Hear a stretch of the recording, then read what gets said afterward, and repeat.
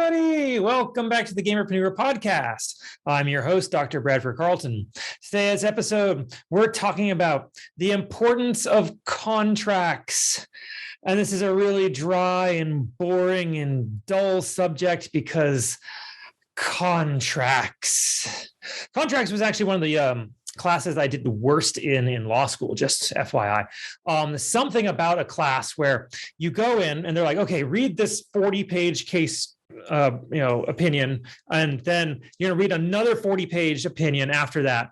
And they rule completely opposite ways. And now they're like, okay, now you know the law. And I'm like, I have no idea what it is. Contracts was like, it boggled my mind. Like, it ultimately boiled down to, you can argue anything in any direction you want in any way. And there's case law to support it. Like, there's a judge who ruled in your way. All you gotta do is make an argument. And so I didn't particularly like that class because for all the bright line rules that they had, and that's a term of art, it means that the clearly defined lines where it's black on one side, white on one side, right? For all these rules that they say they had in contracts, like, it was like, oh, they didn't exist. So despite the fact that contracts is this arcane pain in the butt that even like people who were attorneys just absolutely hate, you need to have contracts because they're just so darn important, right? You might have heard, get it in writing. Well, rule number one of contracts class, and so here you go, a quick little law school education, right? Rule number one of law school contract class is get it in writing. Get it in writing, get it in writing, and get it in writing. It doesn't matter how friendly you are with somebody. It doesn't matter how nice they seem. It doesn't matter how hard they're working on your behalf. It doesn't matter any of that stuff. Get it in writing. Because I have seen far too many people get boned because they didn't have their agreement in writing. And so at the end of the day, somebody's like, well, we didn't have it in writing. I guess we don't really have to pay them, or we don't really have to do this thing that we told them we would up and down for many, many months. It doesn't matter. You can be screwed over super easy without something in writing. And like, there's all kinds of rules on top of that go into contracts. There's this thing called the rule against perpetuities, RAP, okay? And it basically boils down to the fact that no contract is supposed to, no contract is supposed to live forever. That's one thing. Oh, that's not even what I'm talking about. I want to talk about the statute of frauds. That's more relevant to what we're talking about today. Statute of frauds is where a contract is not enforceable if it is it applies to something that has to happen more than a year after the time of its coming into action. So say you entered into a contract with me to be a performer, okay? And we set the date for 1 year and 6 days from now. Well, if we don't have it in writing, that agreement is unenforceable because of this thing called the statute of frauds. All right. So if you're going to enter into like some sort of employment agreement or your ownership agreement where you have a business and you expect it to last a long time, there's a good chance the statute of frauds applies and you may not have any agreement whatsoever and you could just be kicked out and you can't do anything. Obviously, talk to your attorney. You want to know all that legal stuff from a professional, competent advisor regarding your situation, right? But contracts, like they define the extent and scope of the relationship and exactly what it is you're supposed to be doing, right? If you come on board, like as I'm a consultant, so I'll come on and if I have a poorly drafted agreement, it'll say like I will perform consulting services such that a typical consultant would perform. Okay. For me, I might know what that means. For the client, it might mean something completely different. For them, it may mean like twice daily calls, check-ins, homework, have you do some work. Like, what does a consultant do exactly? And that's why you have to have these terms like super, super boring and defined. I have standard contracts that I've used for years because, again, I was an attorney. And so I would take from this attorney's contract and that attorney's contract. I would find this contract online and I would build these like super awesome contracts based on what I saw through the years. And So when I go to do a deal with somebody, I'll often send this agreement, and the agreement will be like 13, 17 pages. And for most people, that's a really long contract. And they're not going to spend the time to read through it, and they'll complain like, oh, can we just like get something in like a single page? I don't know if I can sign my name in a single page, because like the amount of stuff that needs to go into an agreement in order to protect yourself is more than 13 pages, to be honest. Like I really should have like a 50, 60, 80 page agreement. Then you have to like put your initials on every page and sign in triplicate because of just how important and relevant like every little aspect of my business is. And just same as with you and your business.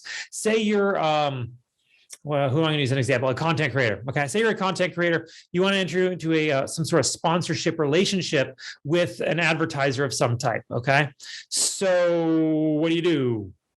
They send you a contract, you sign it, and then you're good. Like that's not, in my personal opinion, that's not a good thing to do. Like you really should hire an attorney. You need to be negotiating these things. Because in my personal opinion, you as the content creator, you're the one who has the thing of value that they are paying for. And that's the exposure to your audience or the actual audience that you have, right? So if they're just going to send you a contract, like this is what we're willing to give you, I can do better. You can move on. Like you don't just take any schleps, agreement that they put in front of you. That's bad business. Think about it. Think about what you are worth and how you and your content can reach people and what that is worth to people. So if you're already selling product on your site or through your brand, well, that's great. That's evidence that you're able to sell stuff. And then you take, what's your monthly spend, how many purchases, how often do you advertise, to put all this data together. And then you can present it to advertisers and you can go shopping for their money rather than waiting for them to come to you. Okay. But again, once they give you a contract, because usually they're going to want to give you their contract, everybody wants to give you their contract because their contract is written, as you might guess, in the benefit of them, right? It helps them out. So, I would strongly encourage you to spend a few dollars. It's not many hundreds of dollars. I know hundreds of dollars can be a lot of money for some people. Spend the money, go talk to an attorney, get them to draft up an agreement for you that you can use as a template from now on. Little note about attorneys. Attorneys hate making templates for people. Okay, they hate it because it means you don't have to come back to them in order to draft a new agreement, right? But if you can take an agreement that they make and you can, adjust certain things here and there, I'm not going to advise you on what exactly to remove. But if you adjust the agreement that they make for you, you can create your own template because you are allowed to, change your legal documents however you want. All right. And then you can go off and use that over and over and again. I would still advise you to run it by an attorney to make sure it looks good, but beyond that. Okay. So you have your agreement. They have their agreement. What's going to happen is, assuming you have like a normal business relationship, you'd enter into some sort of negotiations. Okay. If they believe that what you provide is worth it, they're not going to just go, carte blanche, sign our thing. Otherwise we're out. They're going to be like, okay, well, let's see where we can negotiate. We can change things here. We might allow this, right? And on your side, you'll be like, well, I don't want to have to post something of yours 12 times a day, every single day for the next year and a half. Like, let's negotiate down a little bit. And so you go into this process, preferably, if you have the finances to do this, you hire an attorney. The attorney does all the negotiating on your behalf. They come to you every now and then to hey, does this sound good? If not, then they go back and they negotiate otherwise. Okay. And that's the easy way. The easy way is to have the attorneys do it all. You get a phone call every now and then, bada bing. Okay. With all that said, contracts are, God, they're boring. Yeah. I read legalese. I'm not an attorney anymore, but I still read legalese. I still have friends who are attorneys who will send me materials and say, hey, can you give me your opinion on this? I'm like, no, because I'm not supposed to. But contracts, you think you know what it says. You most likely don't. And because I can tell you, having read these things over and over and over again, I had a case that my firm was handling years and years ago where we got something like 3,000 pages of documents during this case. Okay. And I'd read every single page. because I had to in order to prepare for this case. And I read it again a couple months later. And then I read it again a couple months later. That's a lot of material to have to go through for this case, right? Well, after a bunch of stuff happened in court and we had some hearings, we got some more hearings. Eventually, I went back through the file one more time and I found something that I hadn't seen before. Okay. Contracts, if they're 3,000 pages, 4,000 pages, you're in trouble. If it's 15 pages, I'll tell you, you're going to read through that. You're probably going to blow through that real quick. You're going to just go gloss over stuff and you'll probably miss stuff. It's so important that you hire someone who actually has been trained to look at the words on the page and know that they mean something different than what you might think they mean. Okay. It's still a habit that I'm trying to get out of. I'll read something and there's these things in the law called terms of art. Okay. And it's the term of art means a phrase or a word or expression that means something very specific for the law and nobody else.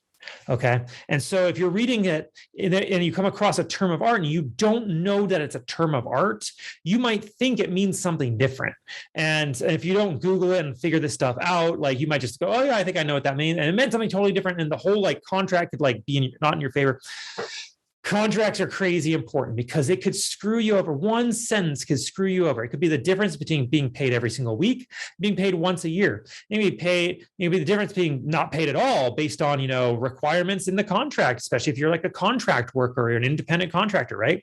If you're an employee, you should still be looking at your contract because, how often do you get vacation pay and when does it accrue? Do you have to wait an entire year before you get 2 weeks? And do you get the 2 weeks at the end of that first year, or do you have to then wait a certain amount of time? If you don't actually understand this stuff, one day it'd be like, hey, wait a second, I thought I was going to this. And then you look at the paperwork and it wasn't, and it's trouble. So on that note, I'm going to remind you all, organization is the enemy of sloth. It's crazy important that you understand your contracts because you may not think you need them. If you want to go anywhere as a gamerpreneur, you need to have agreements with people. Okay. Let's set aside the word contract for a second. You need to have agreements with people, whether they're making graphics for you or logos or they're helping you build your actual business by doing your accounting for you or, whatever else. We have to deal with other people on this planet in order to do business. That's what capitalism is. Somebody's got capital. You have an idea on how to best utilize that capital, and therefore they're willing to lend you the capital to build the business in order to give them a return. Okay. So maybe it's a service provider. They have capital in the form of labor. You are willing to pay for that labor. And so they come to you, you give them money, they go do the work, and they bring you back the work product. Okay. You have to understand that if you do not know what you're doing, if you go into this acting like a chump who's just going to wing it because I do things my way, you will crash and burn. Someone's going to take advantage of you. Multiple people are going to take advantage of you because at some point you're going to be like, well, I like being honest and innocent, and I'm just going to keep acting that way. And you're just going to be totally naive because you're ignorant and stubborn.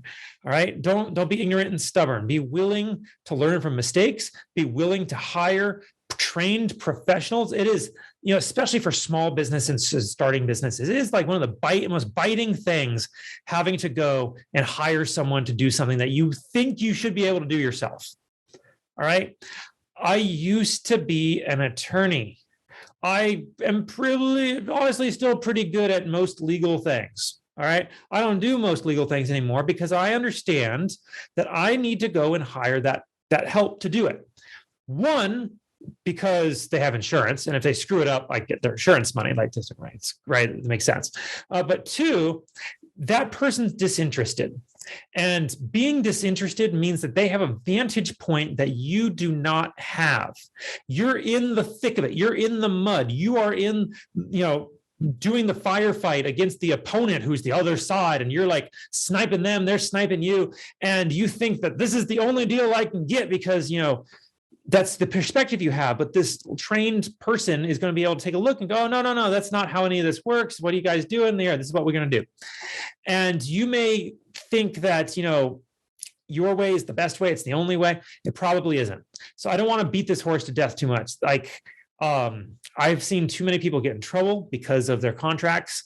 I've gotten in trouble in the past because of my contracts. I know, honestly, every business person I've ever met, every single one has gotten in trouble because of their contracts.